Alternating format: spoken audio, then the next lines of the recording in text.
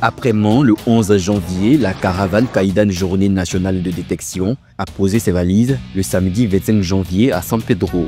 C'est dans l'enceinte du splendide stade Laurent Pocou de la cité portuaire que les jeunes athlètes de 12 à 17 ans se sont retrouvés pour ce deuxième acte de détection.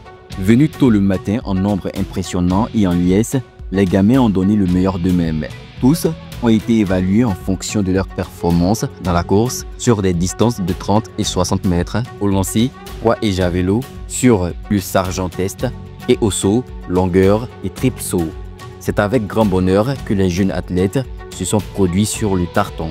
La détection s'est déroulée sous l'œil vigilant des encadreurs et techniciens de la Fédération ivoirienne d'athlétisme, FIA, et de ceux de la ville haute, tout comme les parents et férus d'athlétisme qui se sont délectés des prestations. La responsable du sport de haut niveau à l'INJS, Madame Cissé Salamata, n'a pas manqué d'apprécier le spectacle offert par les tout-petits. Cissé Salamata, directeur du Centre national du sport de haut niveau. Mais ça fait plaisir, ça dénote un peu de l'importance que les athlètes et les encadreurs au niveau de San Pedro justement marquent pour le sport en général et l'athlétisme en particulier. Pour cette deuxième journée de détection, on note un record d'affluence. Ce sont près de 1500 enfants qui ont participé à ce projet de détection du côté de San Pedro.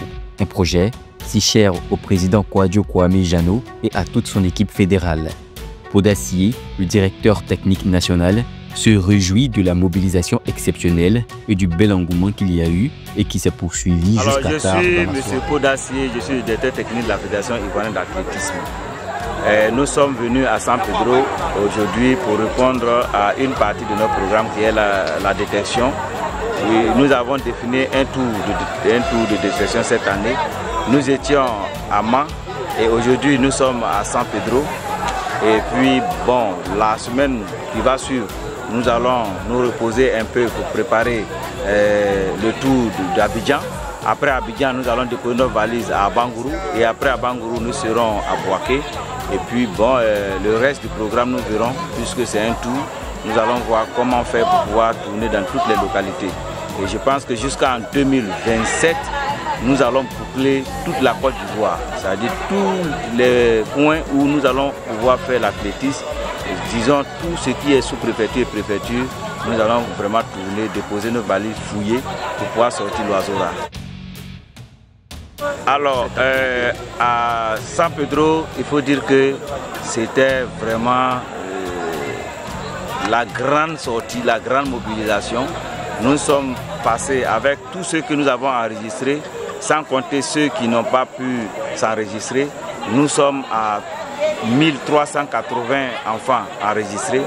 Et bon, les autres n'ont pas pu s'enregistrer parce qu'ils sont venus un peu en retard.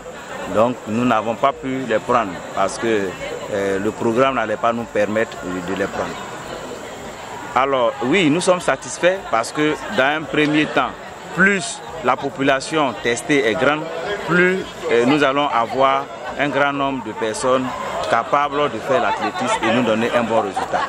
Et ici aussi, nous avons vu des enfants qui sont vraiment réactifs. Et nous sommes aussi fiers de la localité parce que tous ceux qui sont ici, Loa et son équipe, vraiment, nous leur tirons le chapeau. Et les autorités aussi qui accompagnent, nous leur disons aussi merci parce que permettre que cette activité se tienne et permettre aussi que ces enfants sortent massivement, ce n'est pas vraiment du jeu. Et nous avons vu que l'équipe a tourné partout à Tabou, un peu dans la région jusqu'à Sassandra. Ils ont vraiment sorti les personnes qu'il fallait. Et donc aujourd'hui, vous voyez un peu ce que nous avons pu vivre ici à San Pedro. Il faut dire que ici à San Pedro, avec le stade Laurent Pocou, nous sommes vraiment heureux parce que d'abord la piste est de qualité. Et puis deuxièmement, le matériel de pointe est là. Nous avons vu les starting blocks avec détecteur de faux départ.